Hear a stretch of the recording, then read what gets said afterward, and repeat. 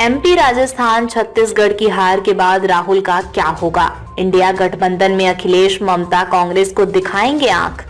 मध्य प्रदेश, राजस्थान और छत्तीसगढ़ विधानसभा चुनाव में अब तक हुई वोटों की गिनती में कांग्रेस के सारे दावों की हवा निकल चुकी है। मध्य प्रदेश में कमलनाथ की सारी चुनाव प्लानिंग फेल साबित हुई है। छत्तीसगढ़ में भूपेश बघेल के दांव और दंभ खोखले साबित हुए हैं।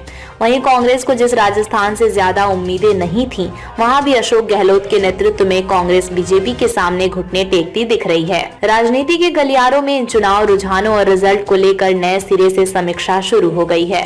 खासकर इन चुनावों के रिजल्ट का असर लोकसभा चुनाव को लेकर बनाए गए इंडिया गठबंधन पर होने की बात कही जा रही है। चर्चा शुरू हो चुकी है कि मध्य प्रदेश, राजस्थान और छत्तीसगढ़ में जिस तरह के चुनाव परिणाम आए हैं, उसे देखते हुए इंडिया गठबंधन में इसका बड़ा असर दिख सकता है।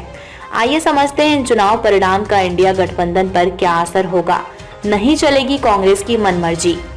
कर्नाटक विधानसभा चुनाव में बड़ी जीत के बाद कांग्रेस खेमे में गजब का उत्साह देखा जा रहा था। कांग्रेस के नेता और कार्यकर्ता अति उत्साह में मध्य प्रदेश, छत्तीसगढ़, राजस्थान और तेलंगाना में सरकार बनाने का दावा कर रहे थे। आलम यह था कि कांग्रेस के नेता इतना ज्यादा आत्मविश्वास में आ गए थे कि वो इंडिया गठबंधन के घटक दलों के साथ भी सौतेला व्यवहार करने से बाज नहीं आ रहे थे।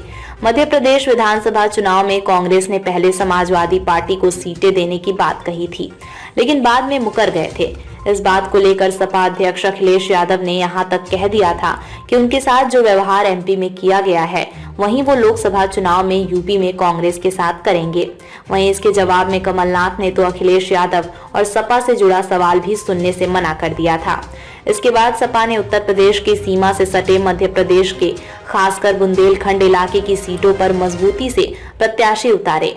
ममता के सामने कांग्रेस को सरेंडर करना होगी मजबूरी।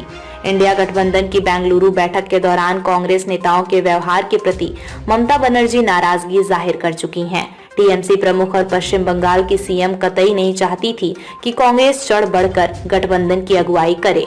ये भी खबर आई थी कि ममता गठबंधन का नाम इंडिया रखे जाने के खिलाफ थी।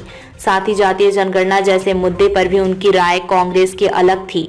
टीएमसी की इस नाराजगी को इस बात से भी समझा जा सकता है कि पश्चिम बंगाल में वो वाम दलों और कांग्रेस दोनों को साथ लेकर चुनाव में उतरने की बात पर अब तक कभी भी खुलकर अपना पक्ष नहीं प्रकट किया है।